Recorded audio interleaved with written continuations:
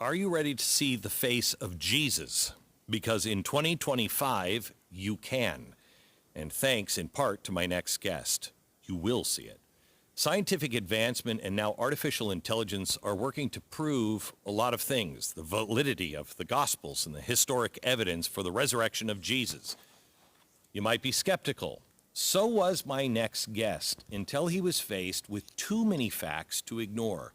He has studied what we're going to talk about today for years. He is now one of the leading authorities. He's going to talk about the death, the burial, and the resurrection of Christ. What was it actually like? And how the top scientific minds studying the ancient Shroud of Turin may have changed the world forever. The Shroud of Turin. It is an amazing piece of evidence that now has new science to back it up. Welcome, distinguished New Testament scholar, pastor, author, and president of Christian Thinkers Society, Jeremiah J. Johnston. Jeremiah, I have to start with this, that I grew up Catholic, so I know what the Shroud of Turin is. But back in the day, people that are evangelicals would say that's just a Catholic relic. It's not real. And then dating happened in the late 80s, and they said, no, it's not from the right time period. It's a hoax. It's a forge. Right. But everything has changed now, right? Correct. So let's start with, what is this? Absolutely. The Shroud of Turin is thought to be the burial cloth of the historical Jesus of Nazareth, meaning that it's about 14 feet 3 inches long by 3 feet 7 inches wide. And it's thought that Joseph of Arimathea had purchased this for himself as his own pre-death planning, along with the new tomb. And so even though Jesus is executed in an excruciating fashion as a criminal, he's buried as a king. And the Shroud of Turin gives physical evidence of that fact. When did we first see the Shroud of Turin appear? The Shroud of Turin first appears in John chapter 20. We see this word syndon used in Athonia in Greek, and we also see the Greek word sudarion, which is the face cloth. And then we know that John gives it to Thomas, and then the early church historian who was right there at the Council of Nicaea, Eusebius, begins to tell us about the Shroud of Turin. Now, he doesn't use those words. I'm glad I'm from Kansas City, okay? So I'm a massive Chiefs fan, but the Chiefs have not always been called the Kansas City Chiefs. You know, right after you were born, they were called the Dallas Texans. Same teams. Very similar with the image of Edessa. The mandolin, the face of Jesus. It's been known by different names throughout antiquity. It only came to be known as the Shroud of Turin in the 16th century when it finally goes to Turin. Exactly. So this has been known from the beginning. Exactly. It didn't just historically appear. We have a historical record both in the documents and also in art and in numismatics. Coins of the Shroud, which is fascinating. It goes back much older than the Middle Ages. Okay, so let's start with that. Let's just start with the evidence that before it becomes what it is now, before it goes to Turin, let's start with some of the evidence that it existed. Absolutely. The coins, the art. What do you mean? Well, and I want to start originally with the best documents that we have, which are the canonical Gospels of Matthew, Mark, Luke, and John. All four of those make reference to the fact that Joseph of Arimathea and Nicodemus prepared Jesus' body for burial. This is accurate based on Jewish burial traditions. An atheist archaeologist at University of North Carolina, Jody Magnus, says the Gospels get it right when it comes to Jewish burial traditions based on archaeology. And so Joseph of Arimathea has a very expensive, we know from the Shroud, it has a herringbone weave. Now, Glenn, the only reason I know what herringbone is I had to buy that for a backsplash for my wife, and I just know it was the more expensive one. Right. So this was an expensive weave, but we have hundreds of shrouds from the land of Israel. We have hundreds of shrouds from Jerusalem and the Qumran community. Very few of them, if any, have the herringbone weave. So this was a rich man's burial garment. So it shows up there. John 20 is a key passage because, and it's amazing when you read the scripture, you read it so many times, but then it's like you read it for the very first time. It speaks to you.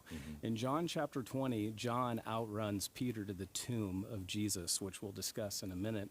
it's not until he looks in and it says he saw in Greek 3 times. He saw, bleepo. He saw with understanding, theoretical understanding. Then he saw with experience 3 times the athonia, the sinden, the burial shroud of Jesus, and the face garment, the sudarian, which we have, and then he believed. So right there is where the shroud mystery begins. And they would not have just shuffled these burial garments, because it's not like it's shoved. The body, as we'll talk about, emanates through the cloth in the resurrection moment, which we'll talk about. And then Thomas, Eusebius tells us that the disciple Thomas, who Eusebius is a respected church historian, okay? I'm not doing Christian history right now. I'm not losing my mind. I'm not privileging this with some kind of Christian bias. I'm looking at this and evaluating the evidence that you asked about. It goes to Edessa, where a king is said to have actually been healed by it, and there it stays until the Muslim invasion of the 6th century, when it then goes to Constantinople, and we read about it there, and then it eventually goes to France. It's been in private hands, and so where you and I were raised thinking that, oh, this is like the 3 wise men, you know, you can go see the 3 wise men in Cologne in the cathedral. This is not a Catholic relic. It did not come into be, and to say it accurately, the Pope is custodial of the Turin shroud. It was given to him personally, but not until the 1980s, 1985 to be exact. Wow. So I was conditioned both from my background and from my education to think, oh, there's nothing scientific about that. In this corner, by where you see his feet on the backside, Yes. there is a large section taken out. Good What eye. is that? Very good eye, Glenn. And so because the Shroud of Turin was held in private family hands, noble hands, the hands of a knight, it would be brought out at special occasions. Like if you were having Glenn and Tanya over for dinner, you brought the Shroud of Turin out. You wanted to crazy. impress your guests. Right. Or if your child was getting baptized, you would bring out the shroud, be like, I can one-up you. And we know, again, from the historical record that pieces of the shroud were given away to dignitaries as gifts, or even as marriage dowries. You would give them a piece of Jesus' burial cloth. Isn't that fascinating? And you can see that right here in our museum replica. Okay, so before we get to first talk to me about the coins, the face of Christ, Yes, and absolutely. the icon. Yes, and so when you look at the artwork, the skeptics will say that this is a medieval forgery based on the carbon-14 dating. Again, we can't trust this. This is the product of a forger. Never mind, it cannot be duplicated. One man has offered over £1 million British pounds to anyone who can duplicate what's in the Shroud of Turin. And we see these evidential breadcrumbs where we know that in the coins, numismatics, we see the exact same image of the face of Jesus in coins that corresponds with the face of Jesus on the Shroud of Turin. And then if you go to Sinai and you begin to see the icons and art, you see that all of the earliest art of Jesus that we have, he's bearded.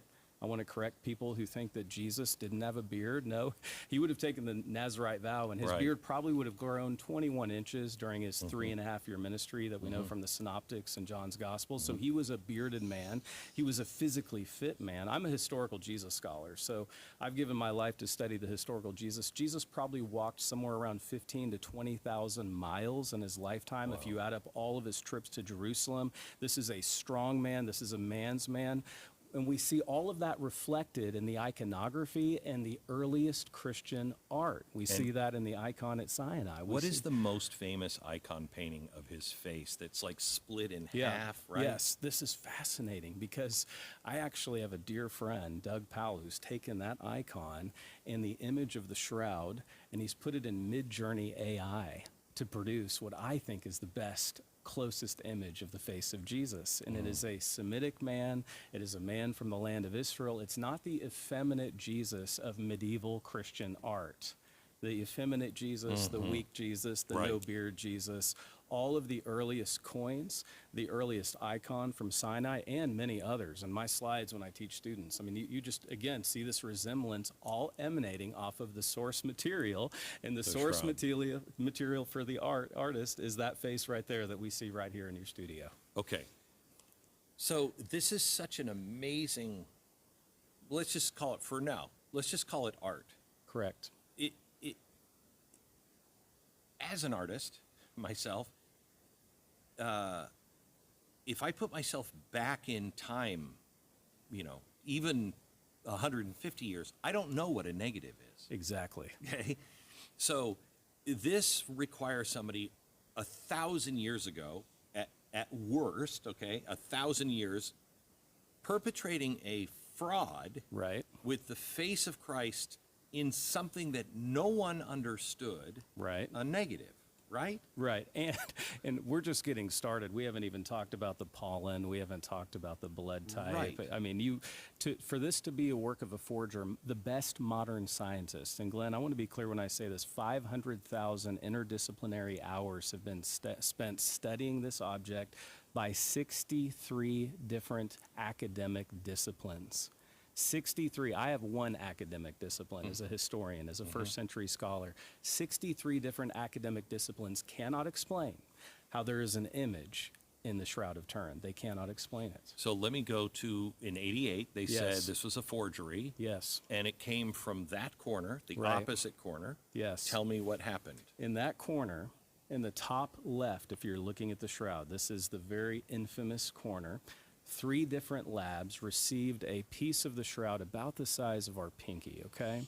And they carbon dated that source material. And if you look at the original STURP team's finding, that's the Shroud of Turin Research Project, they explain exactly what happened. Many of these men have published, and women have published, peer-reviewed journals, not in popularizers, but peer-reviewed journals interacting with the carbon-14 dating. And what we can say, Glenn, unequivocally is the carbon-14 dating is totally erroneous. And we know that because they took patches. The Shroud has survived at least 3 fires, but specifically in the 16th century, in the mid-1500s, the Shroud survives a fire in Chambéry, France. And there the nuns not only sewed in these triangles. See all the triangles Yeah. for the benefit of our audience as well? The fire almost took the Shroud. It was folded in a box. And so those horizontal black lines, those are scorch marks, okay? The 16 triangles are patches. But we also, the evidence tells us that the nuns also patched the fraying edges of this 0.3 millimeter thick fine linen shroud. Unbelievable. And they did a technique, and again, anyone can read this, okay? All you have to do, we learn from everyone, but don't ever let anyone think for you. You can see that there is cotton that is invisibly woven into the patchwork of the fibers of the linen shroud. So let me be clear. The data, it was a problem of sampling. It was a problem of the sample that was taken. They took literally a patch sample, and then the headline was, this is a medieval forgery. It's from 1260 to 1380. So I talked to Schwartz, who was one of the lead scientists on that, Correct. an atheist, Correct. who, when he discovered that what happened and where the patch was taken from, he reversed himself. Did he not? He did. Yeah, and he became a great Christian, and as an atheist, he's like, I'm telling you that's real. And not only an atheist, as you know from interviewing him, but a Jewish atheist, Yes. by the way. A Jewish, and very much skeptical. It took him 17 years to believe in the authenticity of the Shroud, and he is the documenting photographer. And so what we have in your studios today is the photograph that Barry Schwartz took during the 5 days, 120 hours that the scientists had access to the Shroud. The only time it's ever happened in history was that moment. And this photograph is based on the Shroud. And it's actually printed on linen. That's right. It's printed, and we can actually go up and It's touch it. remarkable. We can feel it. And what's phenomenal about it is when you hold up, and I love doing this with audiences and with students, when you invert your iPhone, or for those that have Androids, however you do that, when you invert your phone and you look at the picture of the crucified man, you see it in the negative. He's actually photopositive. That's the fascinating thing. This is actually the sepia tone, faint image that looks like a dirty sheet is actually the photopositive. When we see the negative, we see the man in the positive. Right. And what we're seeing is the moment of resurrection. if you were faking this back then, you would not have made it this faint. No. Because honestly, I could look at that sheet and look at it for a long time and then wonder, am I seeing a face there? Is that, this is so unbelievably subtle. Now, we've gone Good back. word. Technology has taken us back into the shroud, and they have found seeds and everything that originates from Jerusalem at that time, right? That's right. So Max Fry, a criminologist, spent 5 years of his life studying all of the pollen spores on the Shroud of Turin. And you would think, okay, if this is a forgery, you're going to find pollen, you're going to find all kinds of things from plant life in Europe. What does he find? The majority of the pollen found blooms in Jerusalem, and it doesn't bloom year-round. It only blooms around the springtime, Wow. Passover. We know we can date, based on the historical record, Jesus' death by crucifixion, which is the best established fact of the ancient world. He dies by Roman crucifixion April 3rd, AD 33, springtime. And so there's 2/3 of all the pollen spores are from specifically Jerusalem. And again, this is a criminologist, not a theologian. Max Fry saying, I've given 5 years of my life to this. How would you fake that if you were a forger? And then How would you even know how to fake that back you then? wouldn't. You wouldn't. That's the point. And this is where I want to just share with you, Glenn. The Shroud of Turin is the most lied about artifact from antiquity. There's not a close second. Scholars, Bible scholars, dismiss it. I'm sitting in Keble College, Oxford Faculty of Theology, where I would go to attend Faculty of Theology, led by Marcus Bachmuel. I have written a 93,000-word Überlieferungsgeschichte of resurrection, the tradition of resurrection belief in the Judeo-Christian motif.